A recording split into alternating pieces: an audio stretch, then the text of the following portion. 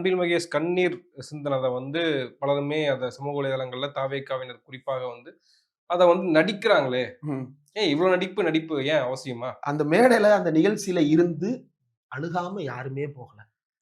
அந்த நிகழ்ச்சியில மாணவர்கள் ஒரு 2000 பேர் இருப்பாங்க. கீழ கெஸ்ட் கிட்டத்தட்ட ஒரு ஆ 300 பேராவது இருந்திருப்போம் கீழ. பத்திரிக்கையாளர்களா நம்மளையும் அழைச்சிருந்தாங்க, போயிருந்தோம். மொத்தம் 300 பேர் இருந்திருப்பாங்க.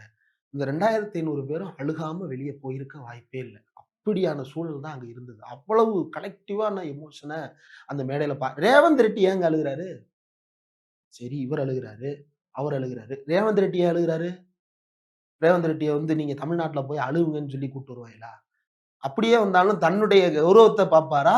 அல்லது அழுவுறத அழுது புரமோஷன் பண்ணணும்னு பார்ப்பாரா? அவர் என்ன சினிமா நடிகரா? மேடைக்கு சைடுல கிரீஸ தடவிட்டு மேல நடந்து வர்றதுக்கு.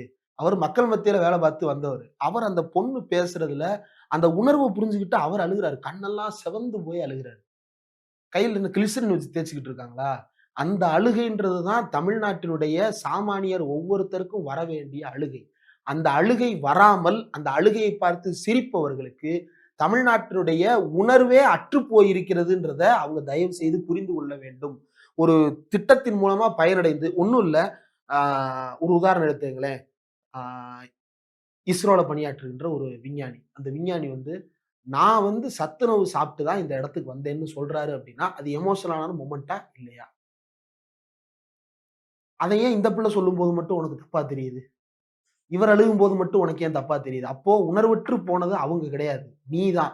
உன்னைய தான் உங்க அண்ணன் விசில் அடிக்க வச்சு உணர்வற்று போக வச்சிருக்கிறாரே தவிர, உங்க அண்ணங்க ஒரு அண்ணன் இல்ல 2, 3 தினுசா ஒரு மாமா திரியிறாரு, தாய் மாமா திரியிறாரு, ஒருத்தர் அண்ணன்ட்டு திரியிறாரு. இப்படி ஒவ்வொரு குரூப்பும் அ உணர்வுகளுக்கு அப்பாற்பட்ட ஜந்துக்களாக மக்களை மாற்றுகின்ற வேலையை சீமான் கேட்கிறாரு. ம். அதாவது இது அரசு நிகழ்ச்சி. ஒரு சினிமா ஆடியோ லான்ச் போல இருந்திருக்கு. ம். சினிமாக்காரர்கள கூட்டு வச்சு நீங்க நிகழ்ச்சி நடத்துறீங்க. கல்வியாளர்கள பேசுன மாரியே தெரியலையே! ம். கல்வியாளர்கள் அப்படின்னு சொல்லும்போது, அந்த மேடையில ப பிரபா கல்விமணி அவர்கள் உட்பட பல கல்வியாளர்கள் அந்த விழாவில் கலந்து கொண்டிருந்தார்கள்.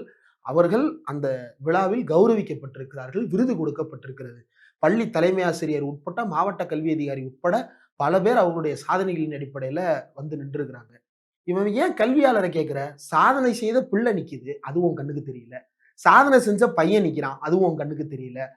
அரசு பள்ளியில் தமிழ் வழியில் படித்த 1000 பேர் 500க்கும் மேற்பட்ட உயர்கல்வி இந்திய தரவரிசை பட்டியல்ல முதல் 500 இடங்கள்ல இருக்கக்கூடிய பல்கலைக்கழகங்கள்லயும் கல்வி நிலையங்கள்லயும் பயிலுவதற்காக போயிருக்கிறாங்க.